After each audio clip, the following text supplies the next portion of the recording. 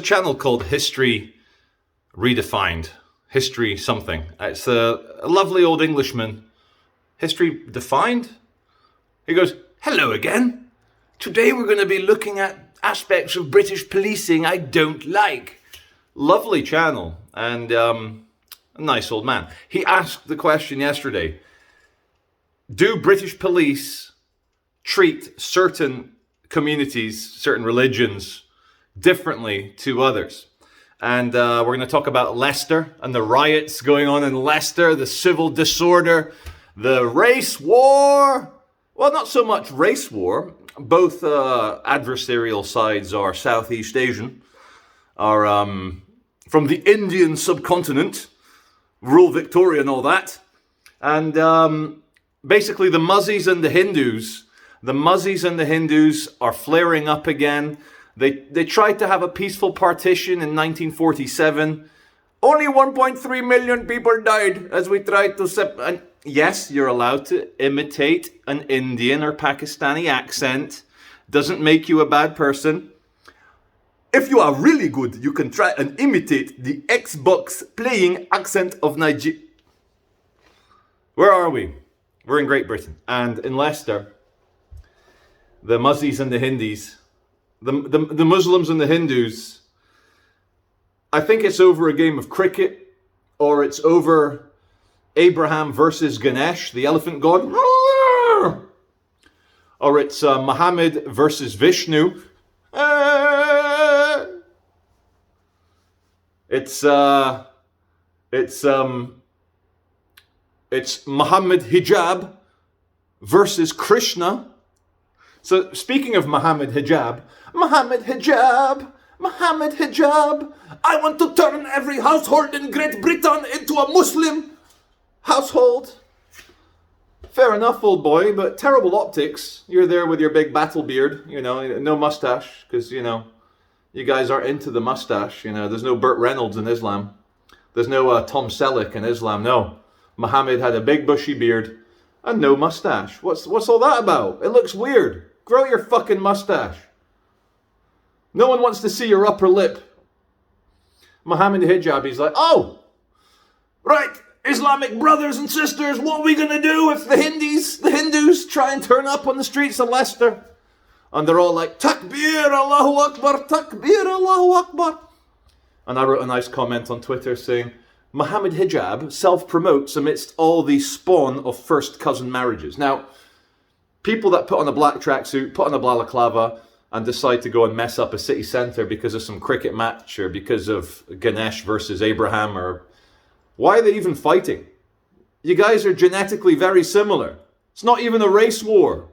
If it was white versus green, black versus blue, allez les bleus, allez les jaunes, allez les rouges. But it's Indian subcontinent versus Indian subcontinent. Will men find any reason to just kill each other? Does this make large-scale conspiracies almost impossible? I don't know. But Muhammad Hijab, treading a very fine line. I know he's gotten into trouble with the police. I believe, I could be wrong. You got to be careful because I'm now a prominent YouTuber. Prominent, not as prominent as I'd like to be. That £1 million subscriber seems so far away. But Muhammad Hijab, he's even more prominent. He's like the darling of the young angry Muzzies. And he's treading a very fine line between inciting violence, which is very, very, very not allowed in this country, and self-promoting his firebrand Islamism. Now, I can judge someone very easily by looking at them very closely. In fact, my friend Edward Dutton wrote a book called How to Tell Everything You Need to Know About Someone by What They Look Like, the physiognomy, the genetics.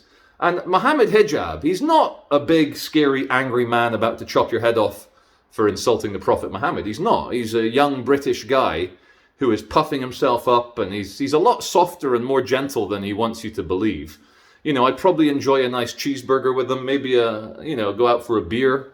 And, I know he's a Muslim. He can have a non-alcoholic 0% beer. We go out for a beer, discuss our YouTube channels. But what I don't want to see, Mo, Muhammad, how would your prophet feel if he saw you not showing mercy, not showing love, but going out there and inciting the Ganesh followers, winding up the Vishnu followers, upsetting the Krishna boys? Why are you doing that? Leave those Hindus alone. And to the Indians, to the Hindus, leave the boys of Abraham alone. All they want to do is pray 5 times a day, put their knees on the ground, touch the head on the ground, say a few prayers to the one and only, because Allah, and they do this with the finger, because Allah's the one and only. There's nobody I'd rather worship. So I can see both sides. Me here, stuck in the middle with you. Here I am. So I can see both sides. So to the Hindus, leave the Muzzies alone. To the Muslims, leave the Hindus alone. This is Great Britain. And yeah, it didn't look good when we had the young Muslim boys, the young tracksuited balaclava Muslim boys vandalizing a Hindu temple as the police looked on. So to answer history, what's his name? History Defined?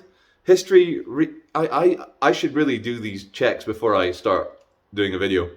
But to answer Mr. Hello again with a mustache, the reason why British police appear to do things unfairly, police some people like this, police other people like that, because all they're interested in is maintaining the Queen's peace. Oh, the King's peace. And they're not there to be fair. They're there to maintain the King's peace. Now, what is the King's peace? It's stable, quiet. So if they feel that they can see a crime taking place, as in a young Allahu Akbar ripping up a Hindu temple, the police will look at that and go, well, there's a 10,000 Muzzies here.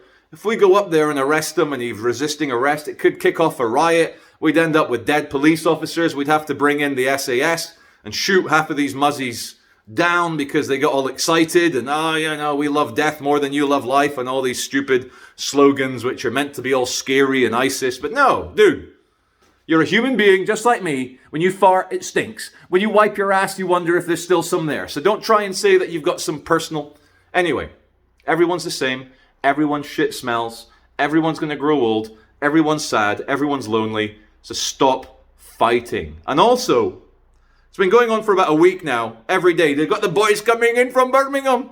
Birmingham boys in Leicester. Not very far away. It's expanding. There's riots in Birmingham now. But we all know that had these riots taken place in, say, Islamabad, Karachi, or Delhi, Bombay, the posh people in Mumbai still call it Bombay. It's true. They call it Bombay. If these riots had taken place somewhere in Pakistan or India, there'd be 100 dead, 500 dead by now.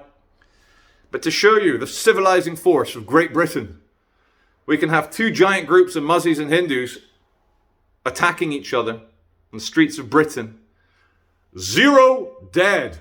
0 dead. I don't know if that's down to the fact that the collective subconscious of living in, the Jungian collective subconscious of living in Great Britain can pacify a fired up Abraham boy, or pacify a fired up Vishnu boy.